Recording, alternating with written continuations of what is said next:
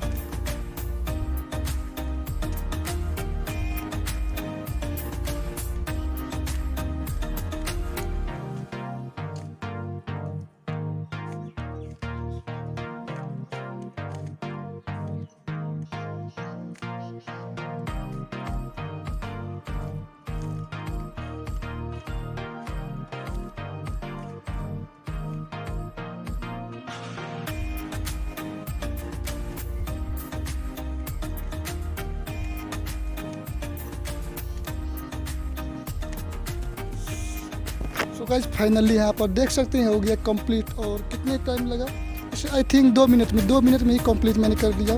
तो अभी मैं इसका कोई मैजिक पैटर्न बनाकर आपको दिखाता हूँ। तो एक क्यूब और एक क्यूब सॉल्व हो चुका है और इसको मैं एक डिजाइन करके आपको बताता हूँ।